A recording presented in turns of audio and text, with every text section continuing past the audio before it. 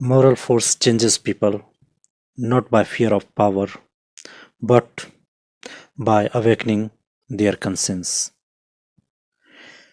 नैतिक बल किसी भय या शक्ति के दबाव में काम नहीं करता, बल्कि व्यक्ति के अंतर्निहित जो उसका उसकी खुद की सोच है, आत्मा है, उसे जगा कर किया जाता है। ऐसी ही घटना गांधी जी से संबंधित है कि गांधी जी का व्यक्तित्व और नैतिक बल इतना मजबूत था कि बड़ी से बड़ी घटना को वो संभाल लेते थे। हम लोग जानते हैं कि सत्य और अहिंसा के वो प्रतीक थे।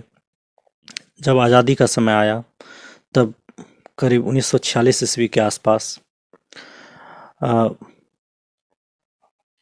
नवंबर के महीने के आसपास बंगाल के साइड नोआखली नाम की एक जगह है, वहाँ पर हिंदू मुस्लिम्स के राइट्स होने लगे, दंगे होने लगे, लोगों को मारा काटा जाने लगा, बहुत ज़्यादा हिंसा भड़क गई। उस समय भी पुलिस प्रशासन थी ब्रिटिश गवर्नमेंट की, लेकिन मामला सुलझ नहीं रहा था, बल्कि और ज़्यादा उलझ रहा था। तो इसको देखते हुए गांधी जी वहाँ जाने का सोचा। गांधी जी ने, लोगों ने मना किया, सरकार ने मना किया, लेकिन उन्होंने कहा कि जहाँ डर है, भय है, वहीं जाना चाहिए। और वो दिल्ली से कोलकाता की ओर निकले, फिर वहाँ से पैदल नोआखली की ओर गए। वहाँ जाकर वो गांव-गांव घूमे और हर घर, एक-एक घर, एक-एक दिन, एक रात रुकते थे। और वहाँ जहाँ-जहाँ वो जाते गए, वहाँ लड़ाइयाँ शांत होती गईं, क्योंकि उनका ओड़ा ऐसा था, उनका नैतिक पक्ष ऐसा था। हिंदू मुस्लिम सभी उसे मानते थे। कई लोग उसे भगवान का पैगंबर मानते थे।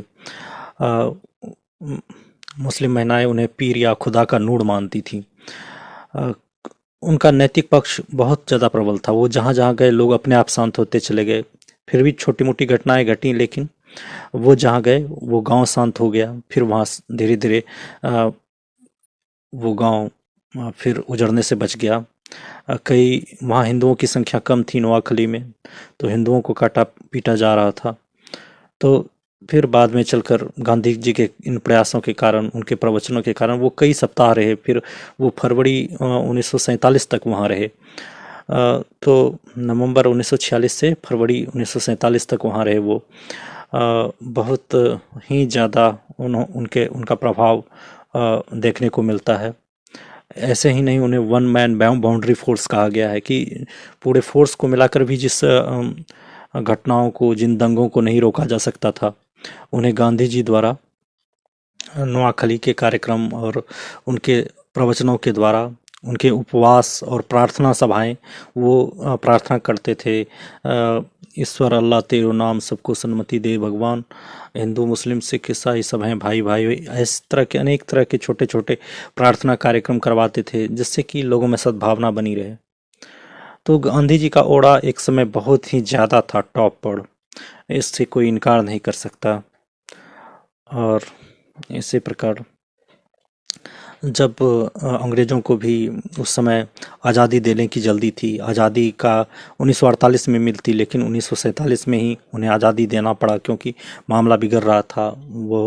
क्योंकि सुभाष चंद्र बोस की सेना भी, आईएनए भी अंग्रेज़ों से लड़ने के लिए अपना सैन्य संगठन बना चुकी थी। इसी प्रकार उस समय का माहौल था। तो धन्यवाद।